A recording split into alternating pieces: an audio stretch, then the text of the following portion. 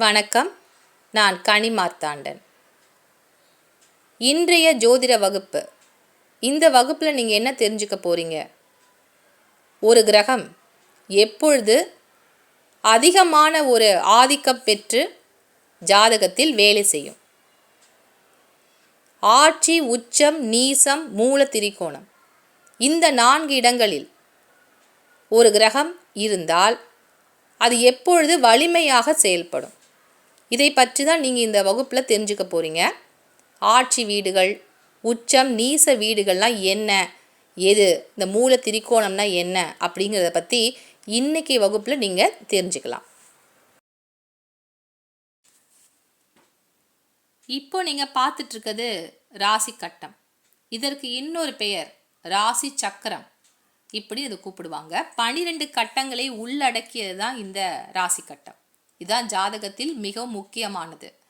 இதில் எப்படி ராசிகள், 12 ராசிகளை எப்படி எழுதுவார்கள் அப்படின்னு பார்த்தீங்கன்னா, மேஷம், இதுதான் முதல் ராசி. மேஷம், ரிஷபம், மிதுனம், கடகம், சிம்மம், கன்னி, துலாம், விருச்சிகம், தனுசு, மகரம், கும்பம், மீனம். இப்படி இந்த 12 ராசிகளையும் இப்படி தான் எழுதி வருவாங்க. வலதுபுறமாக இது சுற்றி வருகின்ற மாதிரி இந்த ராசிகளை மேஷத்திலிருந்து மீனம் வரைக்கும் இப்படி தான் எழுதியிருப்பாங்க. முதல் ராசியானது மேஷம், இங்கே தான் ஆரம்பிக்கும். இப்போ ஆட்சி வீடுகள் எந்த கிரகங்களுக்கு எதெல்லாம் ஆட்சி வீடுகள் அப்படின்னு பார்க்கலாம். மேஷம். மேஷம் என்பது செவ்வாயினுடைய ஆட்சி வீடு. இந்த செவ்வாய் மேஷத்திற்கு மட்டும் ஆட்சி வீடு கிடையாது. விருச்சிகமும் செவ்வாயினுடைய ஆட்சி வீடு. அடுத்தது ரிஷபம். ரிஷபம் என்பது சுக்கிரனின் ஆட்சி வீடு. சுக்கிரனுக்கும் 2 வீடு இருக்கு.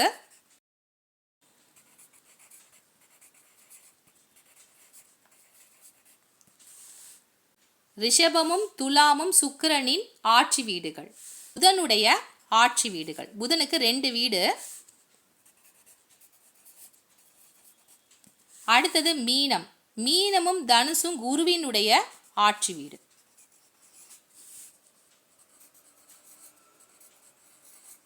அடுத்தது கும்பம் மற்றும் மகரம். இந்த 2 ராசி கட்டங்களும் சனியினுடைய ஆட்சி வீடு. கடகம் மற்றும் சிம்மம். கடகம் சந்திரனுடைய ஆட்சி வீடு. சிம்மம். சிம்மம் சூரியனின் ஆட்சி வீடு.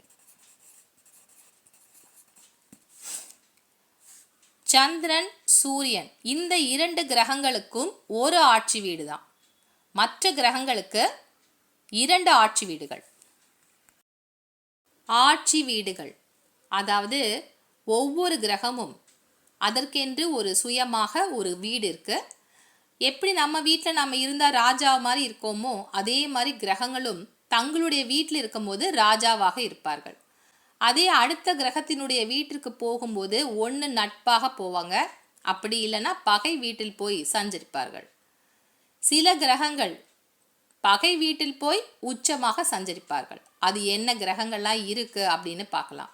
இப்போ இந்த 12 ராசி கட்டத்தில் எந்த கிரகங்கள் எல்லாம் ஆட்சி பெற்று அதனுடைய வீடு என்ன அப்படின்றத நீங்கள் தெரிஞ்சிட்ருப்பீங்க. இதில் முக்கியமான 2 சாயா கிரகங்களான ராகு, கேது, இது 2 கிரகங்கள் இருக்காது. மற்ற கிரகங்களுக்கு ஆட்சி வீடு இந்த ராசி கட்டத்தில் இருக்கும். ராகு, கேது எந்த கட்டத்தில் போய் அமர்ந்திருக்கின்றார்களோ அந்த வீட்டை தங்களுடைய ஆட்சி வீடாக எடுத்துக்கொண்டு அவர்கள் அதற்குரிய காரகத்துவத்தை செய்வார்கள். அதனால் ராகு, கேது எந்த வீட்டில் போய் அமர்ந்தாலும் அந்த வீடு அவர்களுடைய சொந்த வீடாக எடுத்துக்கொள்வார்கள். அவர்களுக்கென்று தனியாக எந்த ஆட்சி வீடும் இல்லை. இப்போ நீங்கள் பார்த்தது ஒரு கிரகம் எந்த இடத்தில் அமர்ந்திருந்தால் ஆட்சி பெற்று அமர்ந்திருக்கிறது அப்படிங்கிறத இந்த ராசி கட்டத்தின் மூலமாக நீங்கள் தெளிவாக தெரிந்திருப்பீர்கள். இப்போ இந்த ராசி கட்டத்தில் இருக்கக்கூடிய கிரகங்கள் உச்ச நிலையில் இருக்கிறது. சுக்கிரன் மீன ராசியில் அமர்ந்திருந்தால் உச்சம் பெற்ற நிலையில் இருப்பார். சூரியன் மேஷத்தில் இருக்கின்ற பொழுது உச்ச நிலையில் இருப்பார். சந்திரன் ரிஷபத்தில் இருக்கக்கூடிய நிலையில் அவர் உச்சம் பெற்று இருப்பார். குரு கடகத்தில் இருக்கின்ற பொழுது உச்ச நிலையில் இருப்பார். அதே மாதிரி புதன் புதன் வந்து கன்னி வீட்டில் இருக்கின்ற பொழுது உச்ச நிலையில் இருப்பார். சனி துலாம் வீட்டில் இருக்கின்ற பொழுது உச்சத்தில் இருப்பார். செவ்வாய் மகரத்தில் இருக்கின்ற பொழுது உச்சத்தில் இருப்பார். இப்போ இந்த கிரகங்கள் மொத்தம் 7 கிரகங்களை மட்டும்தான் எழுதியிருக்கேன். ராகு கேதுக்கு நான் எழுதலை. ராகுவும் கேதுவும் எந்த இடத்தில் உச்ச நிலையில் இருப்பார்கள் அப்படின்னு பார்த்தீங்கன்னா, ராகுவும் கேதுவுமே இந்த விருச்சிகத்தில் இருக்கின்ற பொழுது உச்ச நிலையில் இருப்பார்கள். இதில் வந்து சில ஜோதிட புக்கில் என்ன சொல்லியிருக்காங்க அப்படின்னு பார்த்தீங்கன்னா, ராகு வந்து விருச்சிகத்தில் இருக்கும்போது உச்ச நிலையில் இருப்பார். கேது வந்து இந்த இடத்துல அதாவது ரிஷபத்தில் இருக்கின்ற பொழுது உச்சத்தில் இருப்பார் என்ன சில புத்தகங்களில் அந்த மாதிரி இருக்கு. இதில் வந்து ஒரு மாறுபட்ட ஒரு கருத்து வந்து முதல்லந்தே இருக்கு. ஆனால் எனக்கு தெரிந்த வரையில் ராகுவும் கேதுவுமே விருச்சிகத்தில் இருக்கின்ற பொழுதுதான் உச்ச நிலையில் இருப்பார்கள். இப்போ நீச வீடுகள் பார்க்கலாம். ஒரு கிரகம் எந்த இடத்துல உச்சம் நிலையில் இருக்கிறதோ அதற்கு 7வது வீடு, சம சப்தமமான நிலையில் இருக்கக்கூடிய 7வது வீடு அதற்கு நீச வீடாக எடுத்துக்கொள்ளப்படும். இப்போ சுக்கிரன் வந்து உச்ச நிலையில் வந்து மீன ராசியில் இருக்காரு அப்படின்னு சொன்னால், கன்னி வீடு வந்து சுக்கிரனுக்கு நீச வீடு. அதனால் கன்னியில் யாருக்கெல்லாம் வந்து சுக்கிரன் வந்து இருக்காரோ அப்போ அந்த வீடு அவருக்கு நீச வீடு. இப்போ புதன் வந்து கன்னியில் உச்சம் பெற்ற நிலையில் அமர்ந்திருக்கின்றார். அதே புதன் இப்போ மீன ராசியில் வந்து அமர்ந்திருக்கிறான்னு வச்சுக்கலாம். அப்போது அவர் நீசம் பெற்று விட்டார் அப்படின்னு எடுத்துக்கலாம். சூரியன் வந்து மேஷத்தில் உச்ச நிலையில் இருக்கின்றார். அவரே 7வது வீடான இந்த துலாம் ராசிக்கு வருகின்ற பொழுது என்ன ஆயிடுவார்? நீசம் பெற்று விடுவார். சனி பகவான் இந்த துலாம் இடத்தில் உச்ச நிலையில் இருக்கின்றார். அதே சனி பகவான் மேஷத்தில் வருகின்ற பொழுது நீசம் பெற்ற நிலையில் இருப்பார். சந்திரன் ரிஷபத்தில் இருக்கின்ற பொழுது உச்ச நிலையில் இருப்பார். அதே சந்திரன் விருச்சிகத்துக்கு வரும்போது நீசம் பெற்று விடுவார். அதே மாதிரிதான் குரு வந்து மகரத்துக்கு வரும்போது நீசம் ஆயிடுவார். செவ்வாய் வந்து கடக ராசிக்கு வரும்போது அவரும் நீசம் ஆயிடுவார். அதே மாதிரி தான் இந்த ராகு கேதுவும் ரிஷபத்திற்கு வரும்போது ராகு கேதுவும் வந்து நீசம் என்ற நிலைக்கு வந்து விடுவார்கள். இதுதான் வந்து உச்சம் மற்றும் நீச நிலையில் ஒரு கிரகம் எந்த இடத்தில் இருந்தால் அது செயல்படும் அப்படிங்கிறத நீங்கள் புரிஞ்சிட்டு இருப்பீங்க. இப்போ மூல திரிகோண வீடுகள் எதெல்லாம் அப்படின்னு பார்க்கலாம். செவ்வாய்க்கு மேஷம்தான் மூல திரிகோண வீடு. சந்திரனுக்கு ரிஷபராசி, சூரியனுக்கு சிம்ம ராசி, புதனுக்கு கன்னி ராசி, சுக்கிரனுக்கு துலாம் ராசி, குருவுக்கு தனுசு ராசி, சனிக்கு கும்பராசி. ராகு கேதுவுக்கும் மூல திரிகோண வீடாக சனிக்கு கும்பராசி, ராகு மற்றும் கேது இருவருக்குமே மூல திரிகோண வீடாக கும்பராசி இருக்கும். இப்போ இதுவரைக்கும் 4 வீடு பார்த்துருக்கீங்க. ஆட்சி வீடுகள், உச்ச வீடுகள், நீச வீடுகள் மற்றும் மூல திரிகோண வீடுகள். இந்த 4 வீட்டில் எந்த இடத்துல ஒரு கிரகம் அமர்ந்திருக்கின்ற பொழுது அதிகப்படியான வலுவுடன் அந்த ஜாதகத்தில் வேலை செய்யும் அப்படிங்கிறத நம்ம பார்க்க போகிறோம். இப்போ கிரகத்தினுடைய வலிமையை நம்ம இப்போ பார்க்கலாம். உச்ச நிலையில் ஒரு கிரகம் இருந்தால் அது 2 மடங்கு வேலை செய்யும். அதே மூல திரிகோண வீடாக இருக்கும் பொழுது ஒரு கிரகம் 1.5 மடங்கு அந்த ஜாதகத்தில் வேலை செய்யும். அதற்கு அடுத்தபடியாகத்தான் ஆட்சி வீடுகளில் ஒரு கிரகம் இருக்கின்ற பொழுது 1.25 மடங்கு வேலை செய்யும். நீசம் பெற்ற நிலையில் ஒரு ஜாதகத்தில் ஒரு கிரகம் இருந்தால் முழுவதுமாகவே அது வேலை செய்யாது. அதனால ஒரு நல்ல பலனோ கெட்ட பலனோ கிடைக்காது அப்படின்னு நம்ம எடுத்துக்க கூடாது. நீசம் பெற்ற நிலையில் ஒரு கிரகம் இருக்கின்ற பொழுது அது 1/2 மடங்கு அரை மடங்கு வேலை செய்யும்.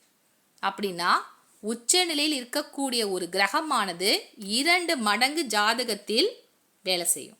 மூல திரிகோண வீட்டில் ஒரு கிரகம் இருந்தால் 1.5 மடங்கு வேலை செய்யும். ஆட்சி பெற்ற வீட்டில் இருக்கின்ற பொழுது 1.25 மடங்கு வேலை செய்யும். அதே கிரகம் நீசம் பெற்ற நிலையில் இருந்தால் அரை மடங்கு மட்டும்தான் அந்த ஜாதகத்தில் வேலை செய்யும். நீசம் பெற்று இருக்கிறதுனால ஒரு கிரகம் சுத்தமாக வேலையே செய்யாது, அதனால நல்லதும் இல்லை கெட்டதும் இல்லை, எந்த பலனுமே தர முடியாது அப்படின்னு சொல்லி ஜாதகத்தில் எடுத்துக்க கூடாது. அது அரை மடங்கு அதனுடைய வேலையை காட்டும். இதுதான் ஜாதகத்தில் இருக்கக்கூடிய ஒரு முக்கியமான விதி. சரி, இந்த 4 வீடுகளில் இருந்தால் ஒரு கிரகம் அதிகப்படியான வலு உடையதாக எதை சொல்லுவோம்? உச்ச வீடு தான் சொல்லுவோம் இல்லையா? ஆனால் உண்மையில் உச்சனை விட அதிகமாக செயல்படக்கூடிய கிரகத்தினுடைய ஒரு நிலை இருக்கிறது. அது என்ன நிலை? எந்த கிரகமாக இருந்தாலும் வக்ர நிலையில் இருந்தால் ஒரு கிரகம் உச்சனை போல 2 மடங்கு செயல்படும். எந்த கிரகமாக இருந்தாலும் வக்ரன்னு சொல்லி எழுதிட்டாங்கன்னா அந்த கிரகம் உச்சனை போல 2 மடங்கு அதிகமாக செயல்படும். அப்படின்னா என்ன அர்த்தம்? வக்ரம் என்றால் 4 மடங்கு அதிகமாக வேலை செய்யும். அவ்வளவு சுறுசுறுப்பாக ஒரு வேலையை செய்யும்.